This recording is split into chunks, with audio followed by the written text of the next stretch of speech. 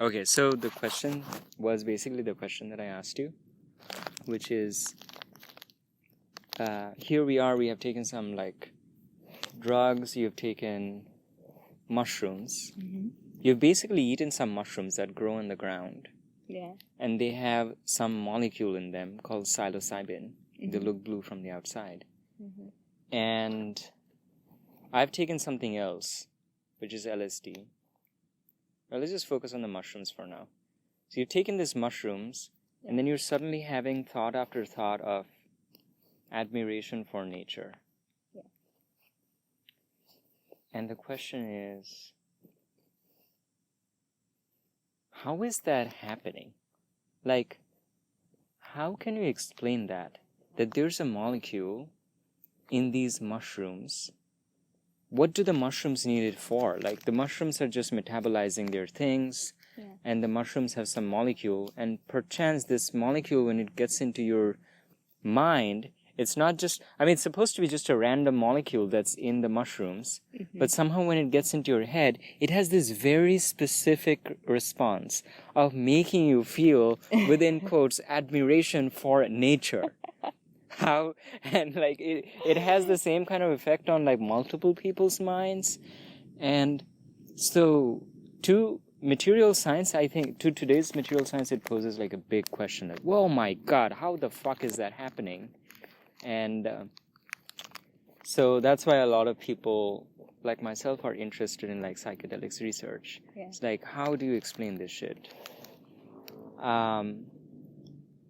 But I think that that's actually not so much of a bewildering question. It's only a bewildering question from the point of view of a science that has managed to make all of this look like all of this is dead and it all makes sense. You know, it's just molecules and it does stuff and blah, blah, blah, blah, blah. Yeah. But if you think back on the dawn of science, like, what is science for? We are born into this fucking crazy world where things are just happening. We have bodies and there are trees and whatever, and like nothing makes sense. Yeah. So science is basically trying to like make some sense of what is happening. Yeah. But it starts from a baseline of bewilderment. Like, all of this is just mysterious. Yeah. And so if that is, we kind of remind ourselves that that's what the world is mystery. And we never put any guarantee on this is the maximum that the mystery is supposed to be, you know. We have got it all down. We've got centuries of science. Everyone knows exactly what is going on over here. Right. This is the maximum we'll let the mystery. It's like some people approach science as like, oh, it's just to put upper bounds on the mystery. You know, there's no more mystery, no more surprise. But if you just remember, everything is just mysterious. Yeah. That's like the default. And so to find that something like this does that, it just rekindles the mystery. Right. But it's not so mysterious and surprising if it is seen from the perspective that everything is equally mysterious. Like, how did we start to forget that every moment is really mysterious? Like, what is this? What is any of it? Yeah. Well, I think it, like, trying to understand things implies an upper bound of something. Like, if you're like trying to understand it, then you define it, and then you put some constraints on that thing. Yeah, that's true. Because we think that putting constraints on that is going to be easier, and it's going to be more manageable for us to live our lives because we put constraints. Yeah. But it can be very, like, in a sense, it can be disconnecting. Yeah. Like, I only realized that because I'm taking shrooms now.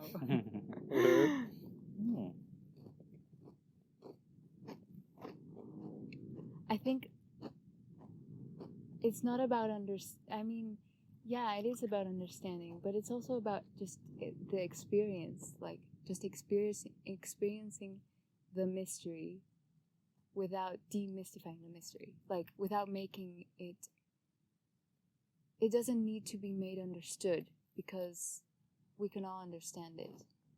You know? Wait, could you say that again? It does not need to be made understood. Because I think that it's in the nature of human beings, you know? That's why it doesn't need to be like, of course we need science for a lot of things, right? We need science to understand our world. But sometimes the point is not understanding our world, like in this, with these like constraints and with these bounds of what things are according to science, you know?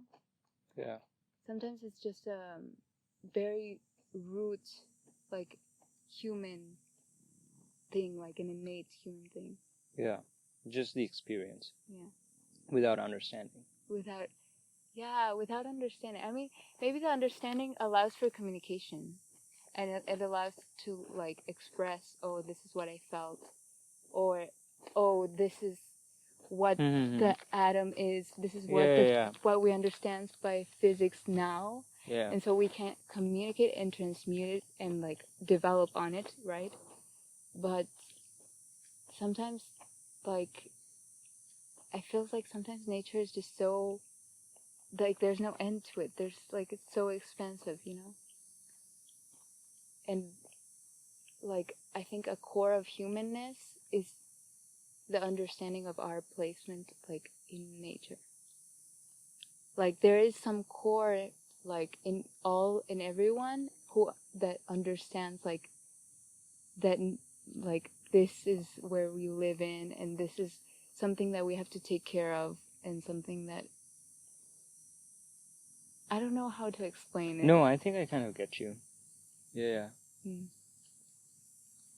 But do you feel like a lot of do you feel like we live our lives disconnected from that core? Yeah.